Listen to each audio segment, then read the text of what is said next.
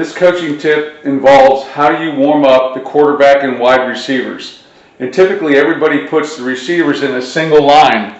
For example, let's say that we took this Z and we had all the receivers line up on the hash in this particular manner. All the receivers aligned here, the quarterback's aligned maybe on this hash, and then they would run some type of route, maybe a go, a slant, etc. And what I want to let you know is that's not a good way to warm up the quarterback or the receivers. The reason is if you put all the receivers in a single line, they're all running the same distance route. For example, let's say that they're going to run a slant. Okay?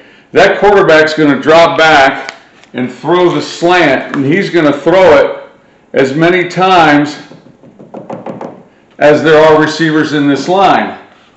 And the problem with that is that's only one distance that the quarterback is throwing. So you're only going to warm him up to throw one particular distance, and the receivers are only going to see the ball coming from one particular distance. A better way to do that is to put your receivers in a formation.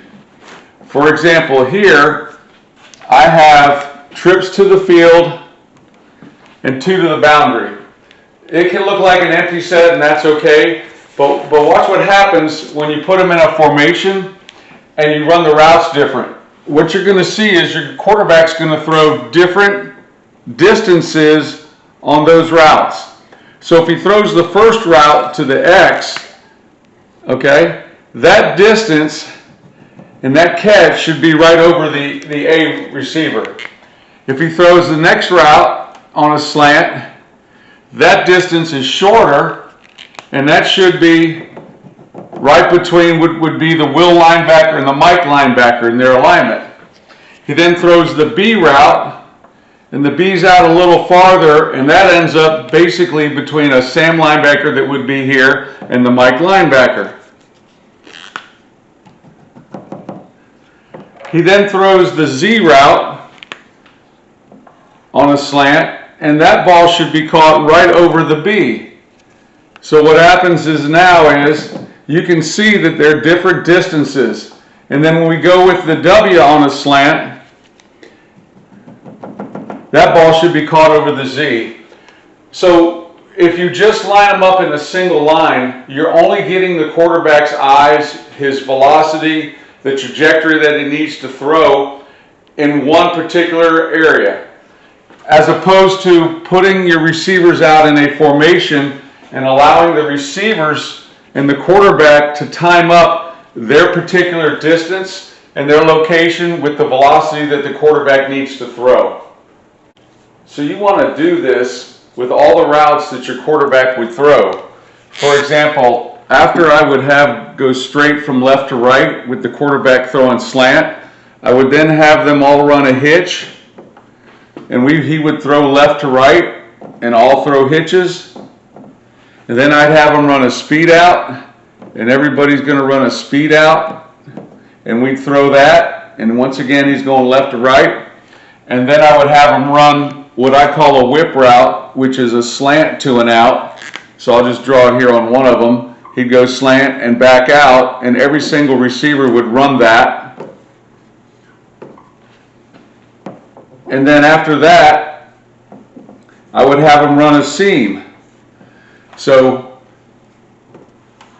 they release, and we're throwing that seam ball about 10 to 12 yards, and everybody would run a seam route. And then I have an acronym for this, and what I call that is I call that the shows routes. So on Mondays, we would time the quarterback up with the receivers on the shows routes, and the S is for slant, the H is for hitch, the O is for out, the W is for whip, and the S is for seam. So we would run those routes, slant, hitch,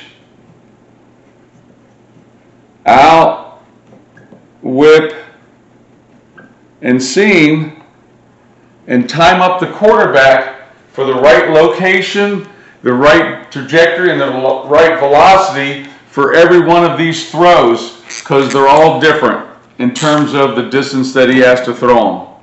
Okay? Then we would also do the same thing with the long routes. And we would do posts. So everybody would run their post and have an acronym for that, which is P, C, C, D, F, which is post, corner, comeback, curl, dig, and fade.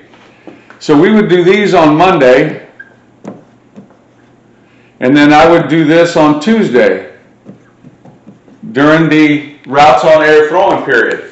And that way the quarterback, I've trained the quarterback to throw the right location, trajectory, and velocity. And my acronym for that is LTV. So every throw has an LTV, and that's a location, a trajectory, and a velocity.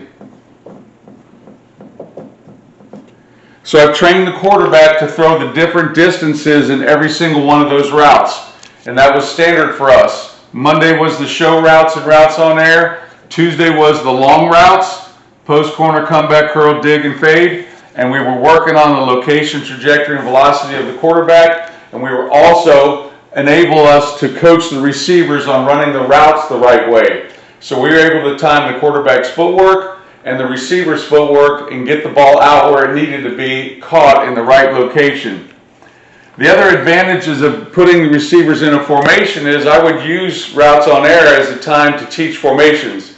I didn't have to have a separate period where all we did is go over formations with the receivers, because we would line up in a formation like this, and this is an empty set that I ran, and we would call the name out, they would line up, and we would run the show's routes on Monday or the long routes on Tuesday, and they learn the formation that way.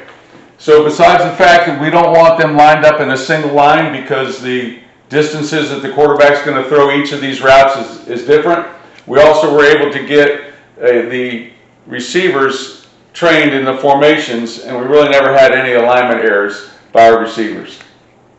So the coaching food for thought here is, do not throw single line receivers for quarterback wide receiver warm up. Put them in a formation and allow the quarterback to throw the different distances that these throws require, even if the receivers are running the same route. And you should get a higher level of production.